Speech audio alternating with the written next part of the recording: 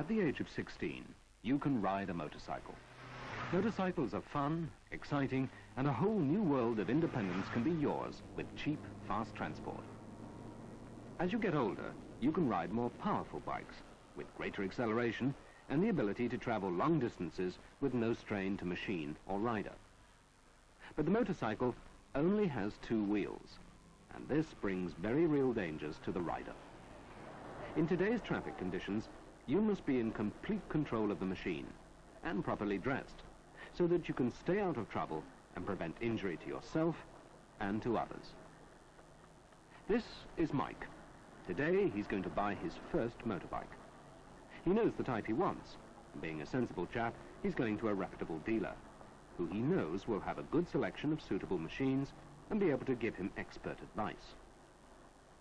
This dealer has a wide selection to choose from, and while it's nice to imagine oneself on a big, powerful machine, Mike knows that he can't afford one yet, and also realizes that it's easier and safer to learn to ride on a lower-powered bike. When you find a model that looks suitable, try the following simple exercises. Do you feel comfortable on the machine? Sit with both feet on the footrests, hands on the handlebars, lean slightly forward with the elbows slightly bent. Try the controls.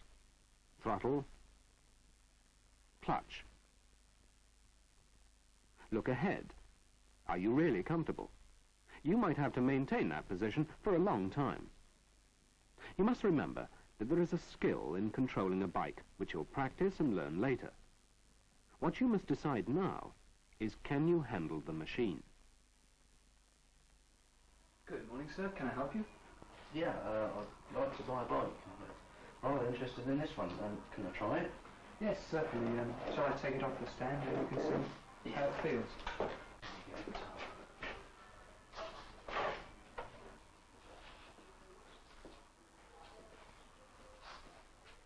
Push it round in a figure of 8. Ask yourself whether, with practice and guidance, you could handle it without difficulty. Yeah, all right. If the answer is yes to all these tests, then you can feel reasonably certain that the machine will suit you. Yeah, I like the feel of this. Can I buy it? Yes, certainly. And could I see some helmets and some clothes, sort of something to keep the weather out while I'm here as well? Yeah, sure. If you come this way, I'll show you what we've got in stock. An aircraft pilot who failed to wear his special equipment and breathing apparatus at high altitudes or in high-speed flying could easily lose consciousness and crash. In the same way, your protective gear is just as important to you when riding a motorbike. You must by law protect your head by wearing a safety helmet. Don't be satisfied with any old helmet. You only have one head. Buy the best you can afford. And make certain that the helmet bears the British Standards kite mark. What about the other vulnerable parts of the body, face and the eyes? You may want to wait until you get hit by a fly at 30 miles an hour. Bees, wasps and tiny pebbles are even more painful in your eyes. It's not just protection from flying objects that make goggles or a visor essential. You need protection from wind, dust and rain if you want to ride at all. A clear, shatterproof visor is best for general protection. Don't use tinted visors. They can be dangerous in poor light and have contributed to accidents in the past. To give an idea of how much a tinted visor can cut down visibility, here is an example on a bright sunny day. First, with no visor. Now with a plain visor. Slight reflections can be seen, but the brightness of the image is not affected.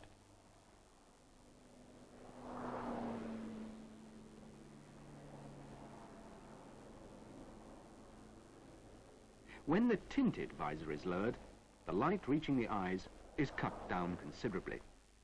In poor light conditions, in rain and at night, this can be very dangerous.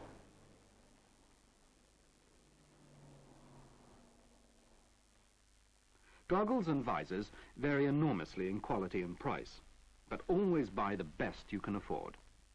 If you need protection from the sun, wear sunglasses beneath the visor. Hands also need protection. They too are easily injured by flying objects.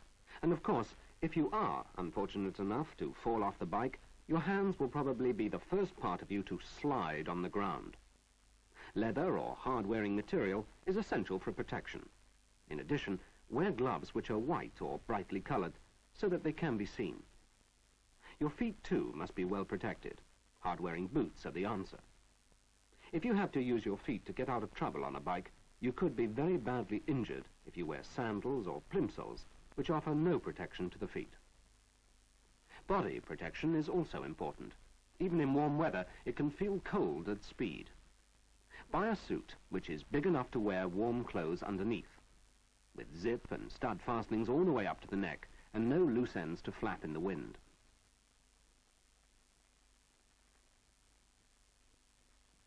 Make sure that the helmet fits properly and is comfortable to wear. The suit should, if possible, have a bright-colored top so that you can be seen by other road users. If it doesn't have this feature, buy a fluorescent or similar outer waistcoat.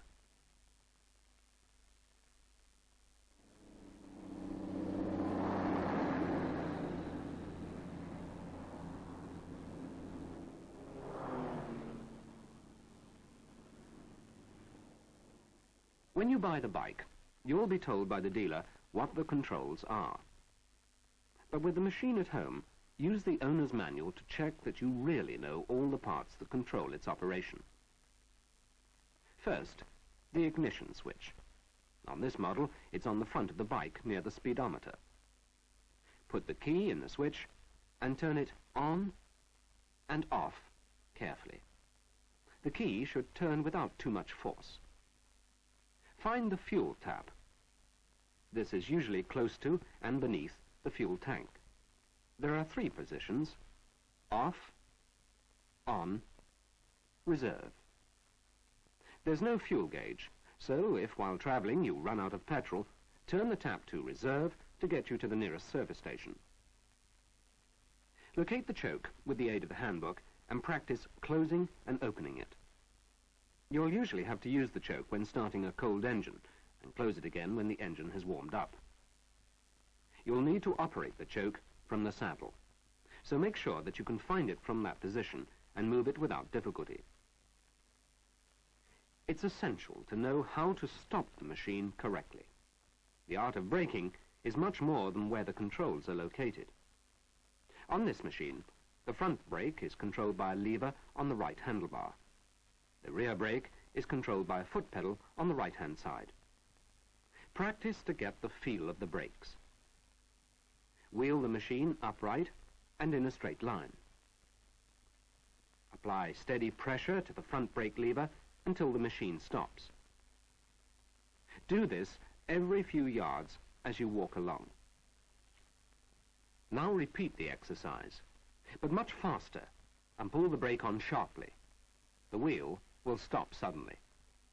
If this sharp braking is repeated on a slippery surface or on loose gravel, the wheel will skid and slide, and the rider could come off the bike.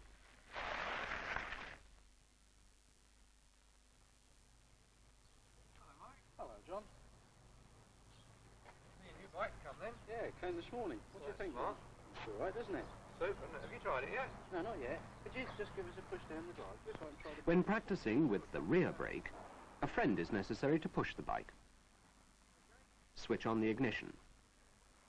When the rear brake lever is pressed, the rear light will go on. When the lever is released, the light goes off. Get your friend to push the bike while you practice with the front and rear brakes. Your brakes are your lifeline, so make sure that you master them fully before riding under power. You must also know how to stop the engine when it's running. On this machine, turn off the ignition. On some models, a cutout button is provided. Shocks are in, front switch is on, fuel on, throttle set. Fuel on, throttle set. Front switch is on. Rear switch is off. Switch is off. Contact. Contact.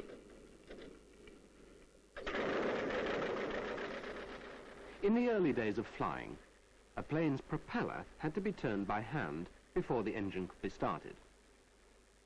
The method of starting some motorcycle engines is very similar to that of the old plane. It certainly requires good timing and skill on the rider's part.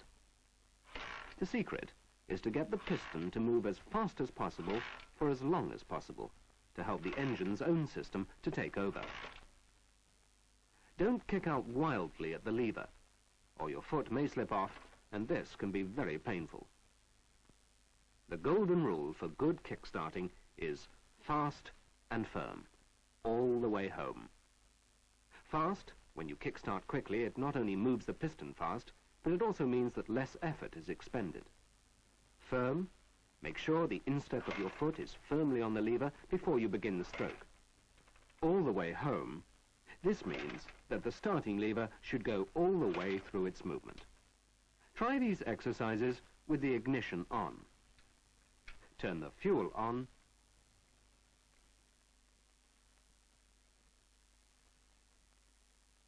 With the right hand on the grip, open the throttle slightly towards you. Kick down the kickstart lever. If you start the engine within 3 attempts, you are mastering the skill. If it hasn't started in 10 attempts, the engine will have too much petrol and must be left for 10 minutes or so to dry out. When the engine has started, don't snatch at the throttle. Time is needed for the engine to get up speed. Move the throttle control gently. Listen to its sound. Practice using this control to increase or decrease the speed of the engine smoothly.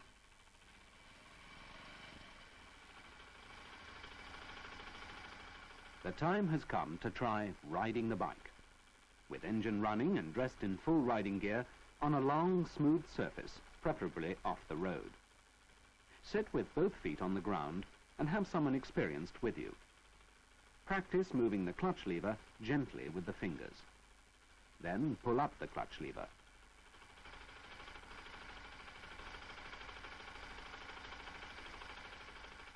And using the left foot, select first gear. Increase the engine's revs and very slowly release the clutch. No, that's too fast. The engine has stalled. Try again. Increase the engine revs and gently release the clutch and run a short distance. Then pull up the clutch, close the throttle and apply the brakes. Put the gear into neutral. Try the exercise again, starting and stopping. Remember, take your time and relax. There is absolutely no hurry at all. You may have some problems. Stalling is very common. This is either caused by running the engine too slowly or letting out the clutch too quickly. To avoid this, increase the engine revs as you slowly let out the clutch. If you listen to the engine sound, you will soon know when the clutch is at biting point. The engine slows down as power goes to the wheels. Don't race it too fast before letting the clutch out, or this will cause a jerky start. When you've mastered starting and stopping, try a straight run to practice your balance, with both feet on the footrests and your knees firmly against the fuel tank. Ride as slowly as you can, keeping in a straight line.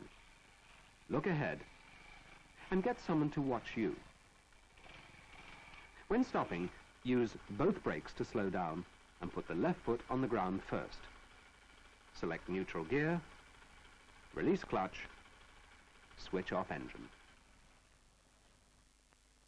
You may be moving now, but you still have a long way to go. Now is the time to get enrolled on a recognized training scheme like the RAC, ACU courses. Your county road safety officer will help you here. But above all, remember that you can never learn too much about the art of motorcycling.